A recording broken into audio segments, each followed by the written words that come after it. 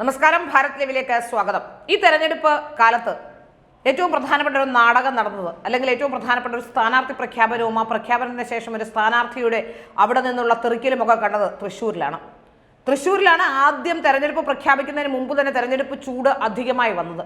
തൃശ്ശൂരിലെ എല്ലാ സ്ഥാനാർത്ഥികളും എല്ലാ സ്ഥാനാർത്ഥികളും ഒക്കെ തെരഞ്ഞെടുപ്പിന് നേരത്തെ തന്നെ ഒരുങ്ങിക്കഴിഞ്ഞു.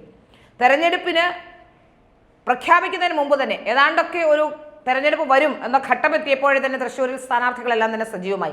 അതിന് കാരണം സുരേഷ് ഗോപി കഴിഞ്ഞ കുറേ നാളുകളായി ആ മണ്ഡലത്തിൽ ഉണ്ട് എന്നുള്ളത് തന്നെയാണ്. ഏതായാലും പ്രതാപനാണ് ആ തെറിക്കപ്പെട്ട വ്യക്തി. പ്രതാപന്റെ സ്ഥാനം തെറിച്ചു. പ്രതാപൻ അവിടെ നിന്ന് ഔട്ടായി. ആദ്യം മത്സരിക്കാനില്ലെന്ന് പറഞ്ഞിരുന്ന പ്രതാപൻ പിന്നീട് മത്സരരംഗത്തേക്ക് വരുന്നു.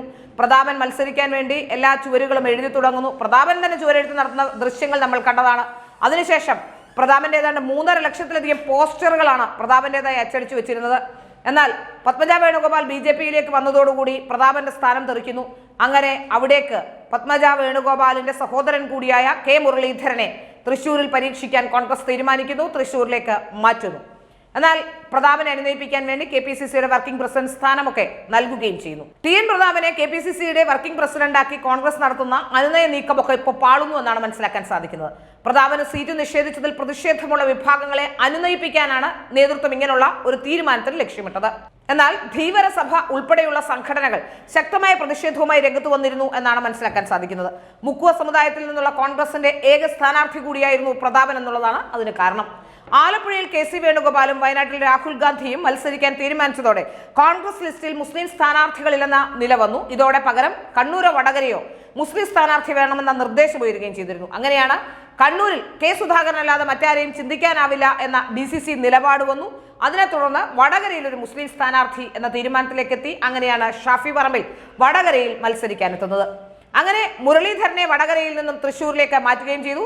മാത്രമല്ല, വടകരയിൽ വലിയ രീതിയിൽ മുരളീധരനെതിരെ എതിർപ്പുണ്ടായിരുന്നു എന്നാണ് മനസ്സിലാക്കാൻ സാധിക്കുന്നത്. അതുകൊണ്ട് തന്നെയാണ് വടകരയിൽ നിന്നും ഷാഫി വേണം എന്നുള്ളത് കൊണ്ടാണ് ഷാഫി അവിടേക്ക് മാറ്റുകയും ഷാഫിയോ സിദ്ദിഖോ എന്ന സമവാക്യമാണ് മുസ്ലിം ലീഗ് മുന്നോട്ട് വെച്ചത്.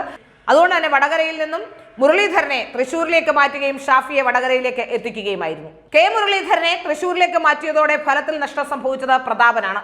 സ്ഥാനാർത്ഥിയാണെന്ന് ഉറപ്പിച്ച് പ്രതാപൻ മണ്ഡലത്തിൽ ഒരു റൗണ്ട് പര്യടനം തന്നെ പൂർത്തിയാക്കി കഴിഞ്ഞിരുന്നു. ഏതാണ്ട് 3.5 ലക്ഷം പോസ്റ്ററും അച്ചടിച്ചിരുന്നു. പലയിടത്തും പോസ്റ്റർ ഒട്ടിക്കുകയും ചെയ്തു, ചുമരെഴുതി. എന്നാൽ ഒരു രാത്രി കൊണ്ട് പ്രതാപൻ പുറത്താവുകയായിരുന്നു. മണ്ഡലമാറ്റത്തിൽ K. മുരളീധരനും എതിർപ്പുണ്ടെന്നാണ് മനസ്സിലാക്കാൻ സാധിക്കുന്നത്. വടകരയിൽ എടുത്ത പണി പാഴായി എന്ന് തന്നെയാണ് മുരളീധരനും വിചാരിക്കുന്നത്. തൃശ്ശൂരിൽ ആദ്യം മുതൽ ഇനി തുടങ്ങുകയും വേണം. അതിനിടയിൽ പ്രതാപനെ മാറ്റിയതിലുള്ള പ്രതിഷേധം തണുപ്പിക്കുകയും വേണം. ആ പ്രതിഷേധം എളുപ്പമൊന്നും കെട്ടടങ്ങാൻ സാധ്യതയില്ല എന്നാണ് പുറത്തു വരുന്ന വാർത്തകൾ. K. മുരളീധരന്റെ പ്രചരണ പ്രവർത്തനത്തെയും ഈ പ്രതിഷേധം ബാധിക്കുന്നുണ്ട്. ഇത് മറികടക്കാനാണ് പ്രതാപന് പുതിയ പദവി നൽകിയത് എന്നാണ് മനസ്സിലാക്കാൻ സാധിക്കുന്നത്. ഏതായാലും K. മുരളീധരൻ ഏതാണ്ട് അവിടെ പരാജയം ഉറപ്പിച്ച മട്ടിലാണ് എന്നാണ് മനസ്സിലാക്കാൻ സാധിക്കുന്നത്. ഏതായാലും കരുണാകരന്റെ തട്ടകമൊക്കെ ആണെങ്കിലും അത്യാവശ്യം ബന്ധമൊക്കെ അവിടെ പത്മജ വേണുഗോപാലിനും ഉണ്ട് എന്നാണ് മനസ്സിലാക്കാൻ സാധിക്കുന്നത്.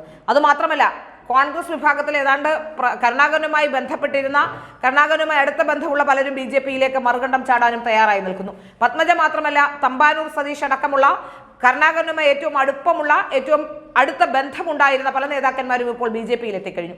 ഇനിയും പലരും പല ജില്ലകളിലും വരാനുണ്ട് എന്നാണ് മനസ്സിലാക്കാൻ സാധിക്കുന്നത്.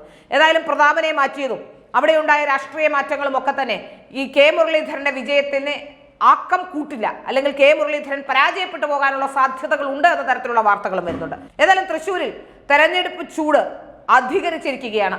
കാലാവസ്ഥയെ വെല്ലുന്ന തെരഞ്ഞെടുപ്പ് ചൂടാണ് ഇപ്പോൾ തൃശ്ശൂരിൽ എന്നാണ് മനസ്സിലാക്കാൻ സാധിക്കുന്നത്.